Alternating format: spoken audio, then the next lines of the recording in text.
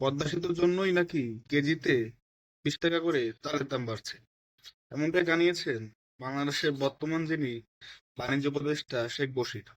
তার এই মন্তব্যের পর রীতিমতো সমালোচনার ঝড় বইছে, বাট তাদের কিছুই যায় আসে না। কারণ তারা তো মানুষের প্রতিনিধি নয়, জনপ্রতিনিধি নয়, সকল জনপ্রতিনিধিও নয়। যে না, ভোট হয়নি বা এমনি ভোট কারচুপির মাধ্যমে জিতেছে, মানুষের সাথে অ্যাটাচমেন্ট আছে, তা নয়। তারা হচ্ছে শিল্পপতি, তারা হচ্ছে বড় বড় ব্যবসায়ী। তারা সাধারণ মানুষের সাথে মেশে না, মেশার দরকার পড়ে না, এবং তারা চায়ও না। বাংলাদেশের যে আদিকালে সিনেমা দেখেছেন না, যে বড় লোকরা গরিবদের কিভাবে ট্রিট করে, আসলে এটা ট্রু। আমাদের দেশে সো কল্ড যারা মানব সেবা দেখায় বা গরিবের বন্ধু হিসেবে দেখায়, যেসব শিল্পপতিরা, তারা ম্যাক্সিমামই গরিব মানুষকে ঠিক ওইভাবেই ট্রিট করে, হচ্ছে বাজেভাবে ট্রিট করে। তো যাই হোক, সেই কৌশিককে বলবো যে পদ্মা সেতু কি, এবং পদ্মা সেতু তৈরি হওয়ার ফলে দক্ষিণাঞ্চলের মানুষের কি কি কি সুবিধা হয়েছে, সেটা দক্ষিণাঞ্চলের মানুষই বোঝে। কারা বোঝে? যারা হচ্ছে গরিব, যারা মেহনতি, যাদের সংখ্যা আপনাদের চেয়ে বহুগুণ বেশি, কোটি কোটি, তারা বোঝে এই সফলতা। আপনাদের মতো শিল্পপতিরা বুঝবে না। আর আপনার আদি নিবাস তো যশোরে, এখন কোথায় থাকেন জানি না, হয়তো বা কোনো ঢাকার বিলাসবহুল এরিয়াতে। বাট আপনার যারা আদি পুরুষ, তারা জানতো, তারা যদি আজকে বেঁচে থাকতো, তারা বলতো যে পদ্মা সেতুর উপকারিতা কি। কারণ তারা কত দরিদ্র ছিল, কত দরিদ্রই ছিল। ঠিক আছে? তো আপনি এটা বুঝবেন না। যারা অবাক হচ্ছেন, তিনি কিভাবে এই কথা বললেন যশোরের মানুষ হয়েও, বা অবাক হওয়ার তো কিছু নেই। তারা তো পদ্মা সেতু যখন হয়নি, তখনও আপনার ফেরি পার হলে ভিআইপি ভাবে পার হতো, লিঙ্ক আপ করে টাকা দিয়ে। আগে তার ফেরিতে তাদের যে গাড়ি সেগুলো উঠতো। আর এখন তো ভাই ম্যাক্সিমাম টাইম তারা প্লেনে যাতায়াত করে। তো তারা কিভাবে বুঝবে আপনার আমার কষ্ট?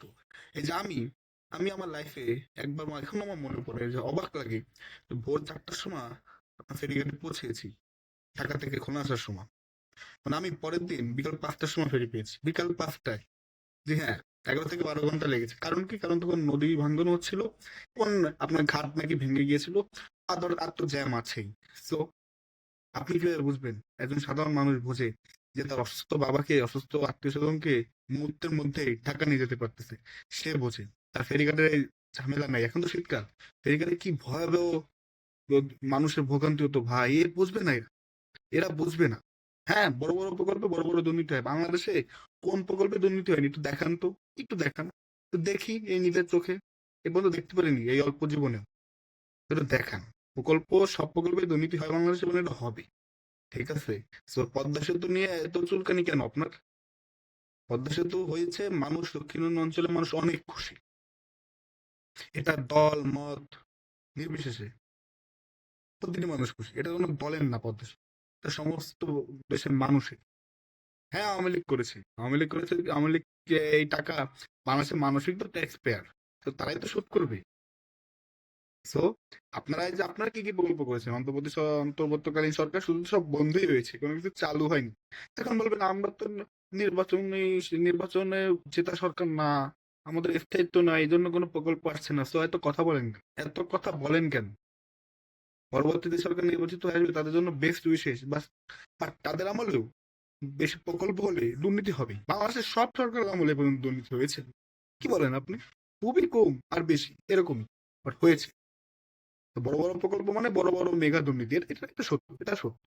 আর মানুষের যে উপকার হচ্ছে না, আর এর জন্য চালের দাম বাড়ছে, মানে এই শাক দিয়ে মাছ ঢাকা, অত শেখ বসিরের মতো লোক বুঝবে না। কারণ তারা চিকেন ফ্রাই এবং সোনারগাঁ হোটেলে খেয়ে থাকে মূলত, বা বিশেষ থেকে খেয়ে থাকে। তারা শাক মাছের মর্ম হয়তো বা বোঝে না, বাট তাদের পূর্বপুরুষরা বোঝে। ঠিক আছে? আর আপনার ফ্যামিলিতে দুজন আওয়ামী লীগের নিকটাত্ম এমপি ছিল। তো তখন আপনি কোথায় ছিলেন শেখ বসির? তখন তো আপনাকে কোনো অ্যাক্টিভিজমে দেখিনি, তখন ব্যবসা নিয়ে পড়েছিলেন। এখন আসছেন নীতি কথা শোনাতে, কোনটা ঠিক কোনটা বেঠিক। টাকার গরমে এম, উপদেষ্টা হয়েছে। হ্যাঁ, আপনার ফ্যামিলিতে তো আওয়ামী লীগের দুজন এমপি ছিল, তখন কই ছিলেন আপনি? জুলাই আন্দোলনের সময় আপনি কই ছিলেন? আওয়ামী লীগের যে বলেন যে ফ্যাসিস্ট আমল ছিল, আচ্ছা, ফ্যাসিস্ট আমলের সময় আপনি কোথায় ছিলেন? আপনার তো একটা প্রতিবাদ দেখিনি। কিসের মাধ্যমে কাল লবিং এ ঢুকছেন উপদেষ্টা, ভালো কথা। আপনাদের সময় শেষ। যাওয়ার আগে এই যে দক্ষিণ অঞ্চলের যে কোটি কোটি মানুষ, তাদের কেন এ, তাদের মনে কেন ক্ষোভের সৃষ্টি করলেন? পদ্মা সেতু ভালো না, মেট্রো রেল ভালো না, কিছুই ভালো না। কি ভালো ভাই? সেটা একটু করেন না, একটু দেখি। মব বাদে কি কি করতে পারছেন? কিছুই করতে পারেননি, শুধু মব। আবার কথা বলেন। পদ্মা সেতু খারাপ। আরে ভাই, আপনি বলেন যে দুর্নীতি হয়েছে, অনেক টাকা দুর্নীতি হয়েছে, এগুলো বলেন। আর এগুলো বলবে কোন মুখে? এই সরকারের উপদেষ্টারাও তো, উপদেষ্টাদের নামেও তো আপনার দুর্নীতির অভিযোগ ভরা। আর বাংলাদেশে তো একটা নিয়ম আছেই, যে সরকার ক্ষমতায় থাকে সে সরকারের দুর্নীতি কেউ দেখে না, ক্ষমতা থেকে চলে গেলে সবাই দেখে, চোখ খোলে। সেটা নয় তো, পুরো এটা নতুন আর কি। তো শেখ বশির, আপনি এগুলো বলেন না, মানুষের ক্ষোভ বাড়িয়েন না। ঠিক আছে, আপনি কিন্তু বেশ সমালোচনার শিকার হয়েছেন। ওর আপনার কাছে যায় আসে না। আপনাদের প্রোফাইল লক করা, কিছু হাতে গোনা নিজস্ব লোক থাকে, তাদের সাথে আপনারা থাকেন। সাধারণ মানুষ কি বলে, আপনার তো সাধারণ মানুষের প্রতিনিধি নন। তো আপনি আপনার দিক থেকে ঠিক আছেন, আর আমরা সাধারণ মানুষ প্রতিবাদ করে যাবো, মানে আপনাকে তুচ্ছতা ছিল করা হচ্ছে এখন। ওকে, নিজের সম্মানটা রাখেন। ধন্যবাদ।